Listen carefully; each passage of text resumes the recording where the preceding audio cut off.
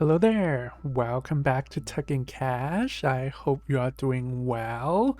So let's talk birds and look at some starting hand. How about that? So let's go.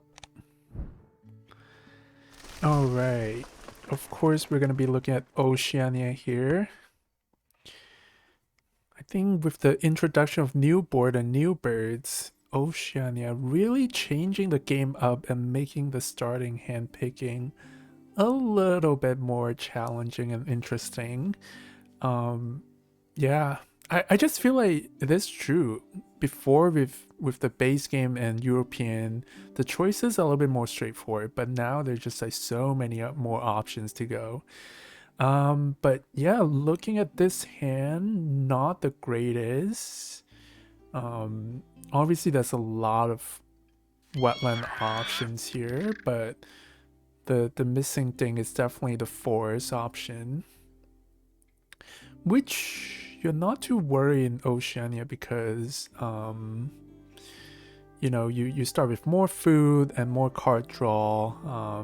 If you start with wetland, you know you should hopefully find some good forest birds. So in this case, if you don't have a forest in the hand, I guess you take a look at the tray here, and that looks pretty good. Oh, that's gonna be an interesting one. They're all good birds here. You got the hummingbird, you got the goldfinch, and the tui. Really, the question is, what do you pick up here?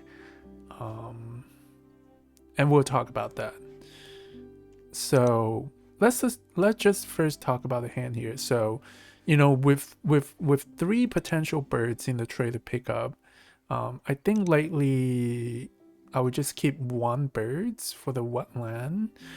In this case, maybe not the carrion crow just because of the return here. 2 food for 3 food, 2 food for 3 points. So between heron and peregrine falcon, I think 2 food for 5 points, right? And then you save that 1 food for tempo to play other birds. And then bonus card here, wetland scientist. If I play peregrine falcons in the wetland, it's not that great for wetland scientists. Does that sway me to get the white-faced heron? I really don't feel like one extra food is worth that 1 point, and I'm not gonna trust this hunting power. So yeah, I'm gonna go with peregrine and maybe next box builder here, kind of synergize with the third end of round. Yeah. All right, so now let's think about the tray. The trays is interesting. All good, and a hummingbird, great for forest. And then yeah, hummingbird, that's a big change as well, right? Like in base game and European, you like most of the time you don't even think about playing hummingbird in the forest, but in Oceania, the big bird point strategy is just so good that it makes a lot of sense to play hummingbird in the forest as well. So potentially hummingbird, goldfinch. Again, goldfinch is another bird that is almost like must pick from the tray in European expansion, because so much of European expansion strategies is tied around tugging, like tugging birds. But in Oceania, that's just not the case anymore. That just like all the other options, other than tugging, like playing birds, getting bonus card. And then Tui is also an interesting one. Tui, if your opponent has a good forest power, you keep it, and with the hope of copying your opponent good forest bird, like a wood duck or birds that allows you to lay eggs in the forest. I'm tempted to think hummingbird is a must pick here, so you really set up the forest. But I'm not sure about goldfinch or the two-way. assuming that we're gonna spend 1 food to pick up, you know, extra cards here. But I think I'm leaning towards picking up the Goldfinch.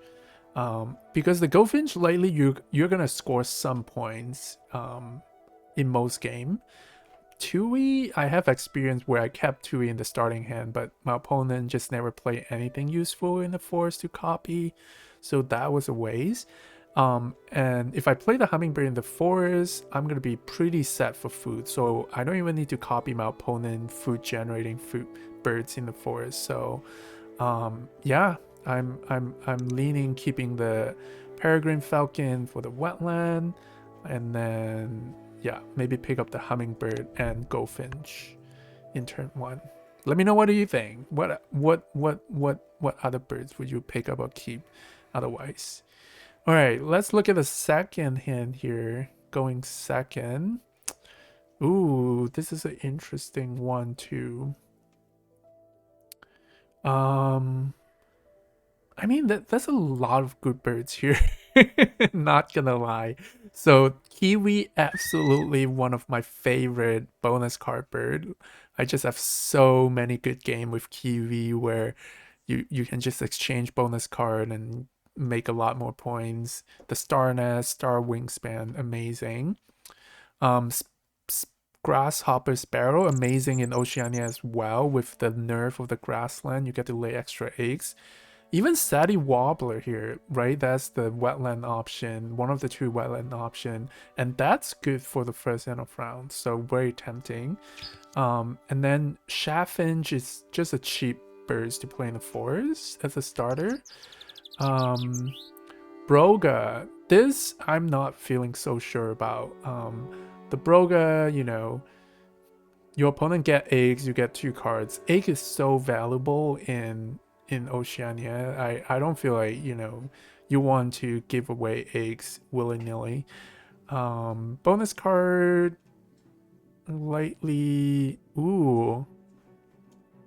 I mean, if you play, if you're going with this, you know, Chaffinch Forest, Wobbler, Wetland, and Kiwi in the grassland, that could potentially be a good behavioralist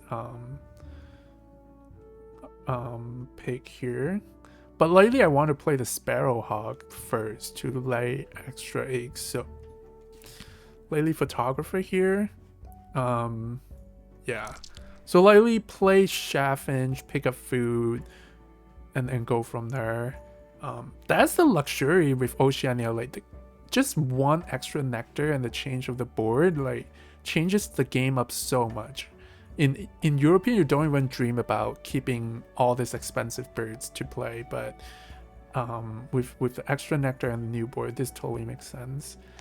Yeah, that was a both pretty workable hands here. I mean, the first starting hand doesn't have a lot of options for forest, but again, the tray looks good. The challenge for going second here is, you know, you don't know what your opponent is gonna pick, so and then I guess things you could potentially watch out for is if your opponent pick up birds, they will potentially review some better birds from the tray. For example, yeah, now absolutely what I just talked about. Now your opponent pick up that, it reviews freaking Drongo and Chipping Sparrow, which are both amazing birds in Oceania.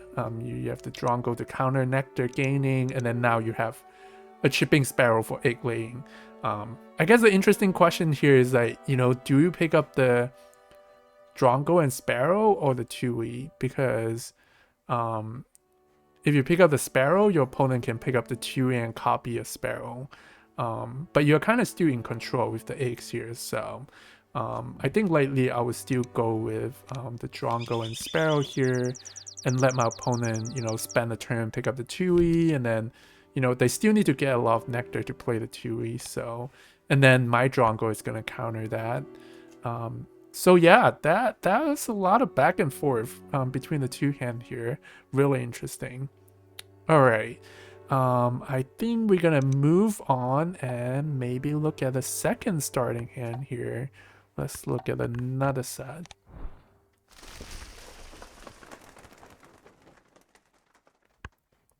All right, going first.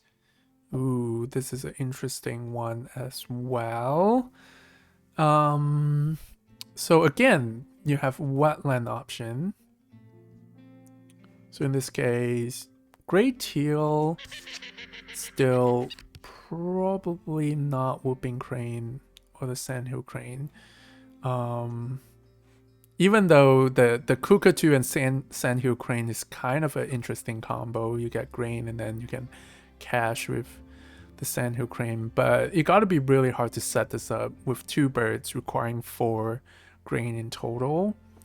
So yeah, this is a little bit tough. So let's take a look at the wetland here, or the tray here. Okay. Interesting, Chickadee, Godwit. Those are the 2 that jump out. Yeah, again, I don't know how you feel about this, but I don't even think Chickadee is worth picking up here. In base game, European, Chickadee is so good, like almost a must pick in starting tray. It's such good for forest or gaining points, but in Oceania, I've just been burned too many times about picking up low point birds and then spending free to play low point birds.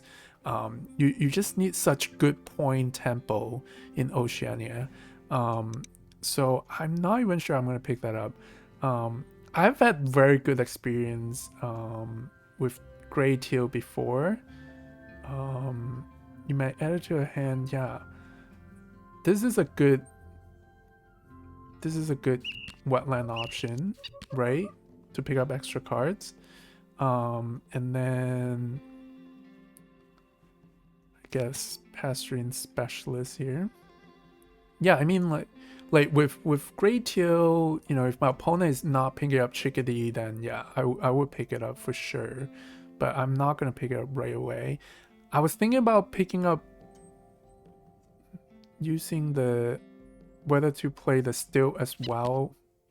But I feel like with good card draw with the Grey Teal, you rather use the wetland to gain card than gamble with the still.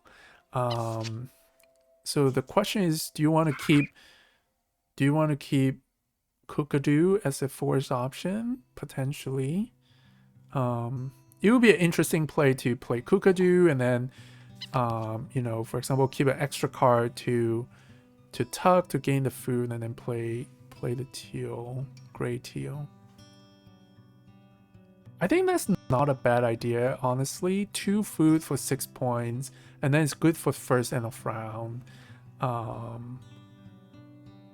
You are giving your opponent grain, but you can use the grain too.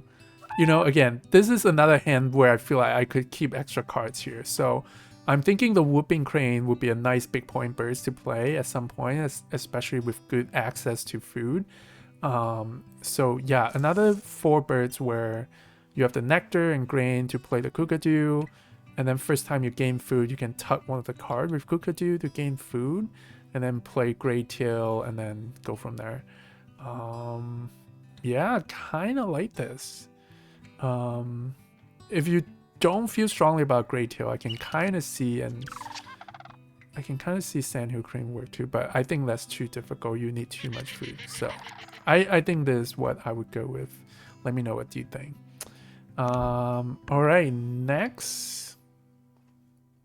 Alright, again, very workable starting hand here. Painted White Star, great for forest. You get extra food here. Braid Sparrow for extra eggs. I mean, the cuckoo is such amazing bird in Oceania, getting passive eggs and then also making it painful for your opponent to lay eggs here. Honestly, now that I'm looking at the cuckoo, I just realized I never played the cuckoo in the wetland, but now it just shows you how flexible this bird is. I'm missing a wetland option. The Kookatu is a perfect wetland option to build my wetland board. So so let's see. White Star, Kookatu. Is there any other birds that you want to keep? I don't know if the buzzard is worth the gamble. I mean, with the white star, you already have such good access to food. Do you even need extra grub in between round from buzzard? Another bird that I'm thinking of braid sparrow. But then is that a duplicate with the cuckoo? If you're getting 8 from the cuckoo, do you even need extra 8 from the sparrow? And you know, you don't get too many egg spots with this between the sparrow and the white stars. So yeah, I'm not feeling strongly about the sparrow or the buzzard. I think keep my food option open so that, you know, after I draw a card, I can decide what birds I want to play. Ecologist, amazing. But yeah, I think that's the plan. Play the Kookadoo, maybe play the White Star to make sure I gain the eggs, and then dig and find other birds to play. Yeah, again, 2 very workable hands here. This is a definitely interesting one. So let's see how well this will work out. So that get play. I guess you don't want to play the Kookadoo first. Then your opponent might lay eggs first or something like that. So how about you play the White Star, letting your opponent think, oh, I'm just gonna pick up some food. And then surprise them with the Kookadoo. Right? Yeah, for example, here, what do you want? You want nectar, of course. And then you want grub, sure. And then you can tuck this. Yep. Ooh, get an extra grain. That's amazing. And then you want to play the Kookadoo or the cuckoo before you pick up parts. Now your opponent is gonna panic seeing, you know, a pink power. I hate that too when that happens, especially in early game. Keep the nectar flexible, I guess. Yeah, let's see. What would be your first draw? Another thing that I've been thinking about as well is being more aggressive about using the wetland option here to spend food to refresh tray, to find better birds. I mean, really, in this tray, the only birds that I want is maybe Godwit, but I'm not feeling gung-ho about it. So yeah, I think getting the right birds is so important in Oceania that you might want to spend more food refreshing the tray when you have the option. Especially with such good access to food with Pain Start, I'm tempted to do it. And yeah, there you go. I don't know if this is better options, but you got the nuthatch. I'm still not convinced about picking up the nuthatch. So maybe the Plains Wanderer, but let's draw one and see. More card draw, okay. It makes no sense to play the Fairy Wren. The Wanderer, 2 food. I think potentially could be worth it, even though it might not be the best to play it right as the first bird. And then in this case, I guess again the same deal. You pick up a birds. Ooh, kelp gull. That could potentially be a good wetland option. I like it for 2 food for 6 points. Even though I don't find myself using the brown power that often.